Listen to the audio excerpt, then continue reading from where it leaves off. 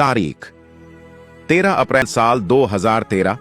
एक domestic passenger flight Lion Air flight 904 Indonesia के बैंग में मौजूद हुसैन सत्सनेगरा इंटरनेशनल एयरपोर्ट से बाली के नगरा राय इंटरनेशनल एयरपोर्ट की तरफ रवाना होने की तैयारी करती है।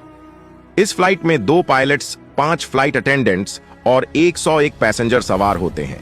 फ्लाइट की कमान 48 वर्षीय कैप्टन मलब गजाली के हाथों में है, जिनके पास 15,000 आवर्स का फ्लाइट एक्सपीरियंस है और इसमें से 6,143 आवर्स का एक्सपीरियंस उन्हें बोइंग 737 को फ्लाई करके हासिल हुआ है। उनका साथ देने के लिए कॉकपिट में 24 साल के एक यंग ऑफिसर चिराग कालरा भी मौजूद हैं, जो एक इंडियन सिटीजन हैं और इनके पास 1200 फ्लाइट आवर्स का एक्सपीरियंस है। समय पर सारी फॉर्मेलिटीज होने के बाद प्लेन को रवाना करने की तैयारी शुरू कर दी जाती है, जिसके लिए सबसे पहले प्लेन में फ्यूल डाला जाता है और उसके बाद प्लेन को रनवे के ऊपर सही डायरेक्शन में अलाइन करने के लिए पुशबैक की प्रक्रिया स्टार्ट होती है। इसके कुछ समय बाद ही पायलट्स को टेक ऑफ का क्लियरेंस मिल जाता है और टैक्सिंग की प्रोसेस स्टार्ट कर दी जाती है, यानी प्लेन रनवे पर दौड़ना शुरू कर देता है। इस तरह से धीरे धीरे स्पीड को बढ़ाते हुए कुछ ही सेकंड्स के अंदर लायन एयर फ्लाइट 904 दोपहर के करीब 12:45 पर इंडोनेशिया से टेक ऑफ करते हुए पाली के लिए रवाना हो जाती है।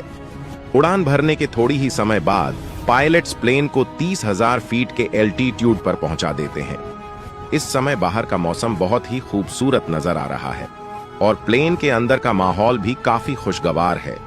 लोग अपनी जर्नी को एंजॉय करते हुए तेजी से नगरा राय इंटरनेशनल एयरपोर्ट की तरफ बढ़ रहे हैं, इस बात से अनजान कि आगे वह एक बहुत बड़े हादसे का शिकार होने वाले हैं। अगर आप नगरा राय इंटरनेशनल एयरपोर्ट पर नजर डालें तो आपको दिखेगा कि रनवे के दोनों किनारे समुद्र में जाकर मिल रहे हैं, यानी लैंडिंग किसी भी तरह से हो, अगर पायलट इसमें जरा भी मिस्टेक करता है या स्पीड को कंट्रोल नहीं कर पाता तो प्लेन सीधा पानी में चला जाएगा। हुसैन सत्सनेगरा इंटरनेशनल एयरपोर्ट से नागुरा राय इंटरनेशनल एयरपोर्ट एक छोटे रूट की फ्लाइट है, जिसमें मुश्किल से सिर्फ 2 घंटे का समय लगता है और इस समय क्योंकि टेक ऑफ किए हुए 1.5 घंटा बीत चुका है। ऐसे में पायलट्स अपनी डेस्टिनेशन के काफी करीब पहुंच चुके हैं और एयरपोर्ट करीब होने की वजह से वह प्लेन को नीचे करते हुए 8,000 फीट के एल्टीट्यूड पर ले आते हैं। लेकिन जैसे ही प्लेन नीचे आता है, बादलों का एक बहुत बड़ा गुब्बार सामने नजर आने लगता है। हालांकि यह बादल इतने घने नहीं थे कि उनमें कोई खतरा हो सके, इसलिए पायलट आराम से प्लेन को फ्लाई कराते हुए एयरपोर्ट की तरफ बढ़ाना जारी रखते हैं। साथ ही एटीसी की तरफ से भी उन्हें खराब मौसम को लेकर कोई भी चेतावनी नहीं मिली थी, इसलिए वह यही सोचकर चल रहे थे कि एयरपोर्ट पर मौसम क्लियर होगा और वह प्लेन को आराम से लैंड करा लेंगे।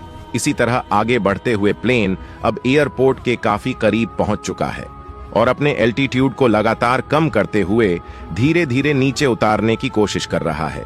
लेकिन इसी बीच अचानक से बादलों का एक बड़ा सा झुंड एयरपोर्ट की तरफ बढ़ता है, जिसके चलते पायलट को सामने कुछ भी दिखाई देना बंद हो जाता है।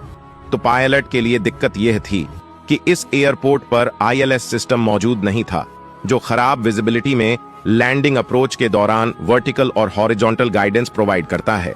आपकी जानकारी के लिए बता दें कि ILS सिस्टम की मदद से प्लेन घने कोहरे में जब सामने का कुछ भी नजर नहीं आ रहा हो, तब भी सेफ्टी के साथ लैंड कर सकता है, क्योंकि इसमें मौजूद 2 मेन कंपोनेंट प्लेन की लैंडिंग को बहुत ही आसान और सुरक्षित बना देते हैं, जिसमें एक है लोकलाइजर और दूसरा ग्लाइड स्लोप। लोकलाइजर की मदद से प्लेन को रनवे के सेंटर में अलाइन किया जा सकता है, वहीं ग्लाइड स्लोप का काम प्लेन के एल्टीट्यूड को मैनेज करना रहता है, यानी इसकी मदद से ऑटो पायलट सिस्टम को इंफॉर्मेशन मिलती है कि कब कहां और किस जगह प्लेन का एल्टीट्यूड कितना होना चाहिए और कितने डिग्री के एंगल पर प्लेन को नीचे लाना चाहिए, जिससे सफल लैंडिंग हो सके।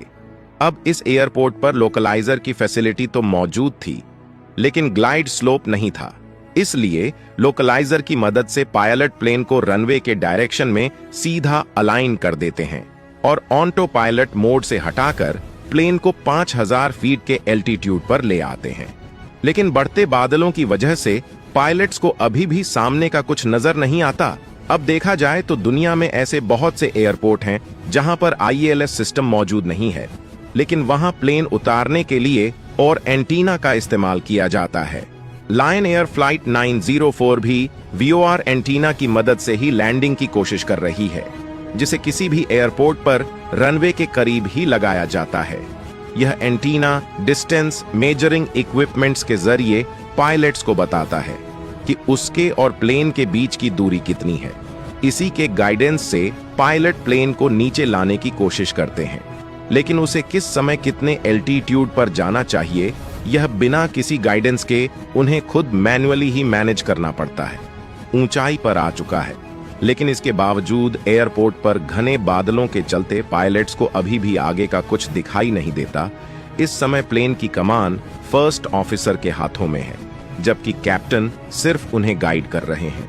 अपनी जिम्मेदारी को समझते हुए फर्स्ट ऑफिसर साफ शब्दों में कहते हैं कि उन्हें रनवे नजर नहीं आ रहा है, लेकिन इसके जवाब में कैप्टन कहते हैं कि ध्यान से देखो, मुझे रनवे नजर आ रहा है, वहां सामने ही तो मौजूद है। फर्स्ट ऑफिसर रनवे को देखने की पूरी कोशिश करते हैं, लेकिन उन्हें कुछ भी नजर नहीं आता। इधर प्लेन 800 फीट पर पहुंच जाता है। इस समय फर्स्ट ऑफिसर घबरा जाते हैं और कैप्टन से पूछते हैं कि रनवे कहां है? मुझे तो कुछ भी नजर नहीं आ रहा, मेरे हिसाब से अब हमें गो अराउंड करना चाहिए। लेकिन इस पर कैप्टन फिर से वही जवाब देते हैं कि वहां सामने ही तो रनवे है, मुझे उसकी लाइट दिख रही है, इसीलिए लैंडिंग को कंटिन्यू रखो। फर्स्ट ऑफिसर जवाब देते हैं कि अगर हमें रनवे नजर नहीं आया तो हम लैंडिंग नहीं कर सकते हैं, क्योंकि एविएशन में एक नियम है कि अगर रनवे नहीं दिखा तो लैंडिंग को रोक देना चाहिए। लैंडिंग के लिए रनवे का हल्का विजिबल होना भी जरूरी होता है।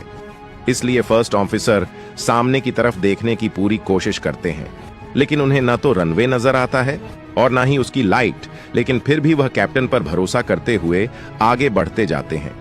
अब प्लेन 500 फीट के एल्टीट्यूड पर आ जाता है, जिसके बाद फर्स्ट ऑफिसर की घबराहट और भी ज्यादा बढ़ जाती है, लेकिन कैप्टन आराम से उन्हें नीचे उतरने के लिए कहते हैं। कुछ ही सेकंड्स में प्लेन 466 के एल्टीट्यूड पर आ जाता है, जो मिनिमम एल्टीट्यूड था। दरअसल नियम के अनुसार अगर मिनिमम डिसेंट एल्टीट्यूड पर भी रनवे नजर नहीं आता है तो यहां पर लैंडिंग हर हाल में रोक देनी चाहिए। इवन कॉकपिट में मिनिमम का अलार्म भी बजने लगता है, जिसका मतलब है कि प्लेन अगर इससे नीचे जा रहा है तो यह खतरनाक है। जरा भी नीचे गया तो गो अराउंड पॉसिबल नहीं होगा, और चाहे रनवे दिखे या ना दिखे, प्लेन को लैंड कराने के अलावा कोई दूसरा ऑप्शन नहीं बचेगा। कमाल की बात यह है कि इस समय भी दोनों कैप्टन रनवे को देखने में ही व्यस्त होते हैं, और उनमें से कोई भी इस अलार्म को सीरियसली नहीं लेता है।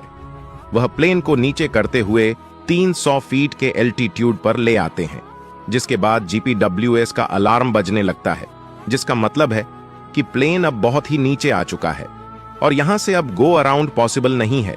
लेकिन कैप्टन रिस्क लेते हुए और आगे बढ़ते रहते हैं।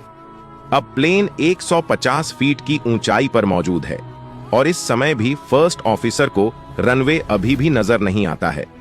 वहीं कैप्टन अभी भी अपनी बात पर अड़े हुए हैं कि वहीं सामने ही तो रनवे नजर आ रहा है। अब फर्स्ट ऑफिसर परेशान होने लगते हैं कि आखिर ये मुझे क्यों दिखाई नहीं दे रहा है। उनकी उलझन को देखते हुए कैप्टन कहते हैं कि प्लेन का कंट्रोल मुझे दो। यहां से कैप्टन खुद प्लेन को कंट्रोल करने लगते हैं और फर्स्ट ऑफिसर को मॉनिटरिंग की जिम्मेदारी सौंप देते हैं। लेकिन अभी उन्हें प्लेन का कंट्रोल अपने हाथ में लिए सिर्फ कुछ ही सेकंड बीते थे कि कैप्टन भी घबराते हुए कहते हैं कि अब मुझे भी रनवे नजर नहीं आ रहा है, और इसी घबराहट के साथ वह थ्रस्ट बढ़ाने के लिए लीवर को तेजी से आगे की तरफ पुश कर देते हैं।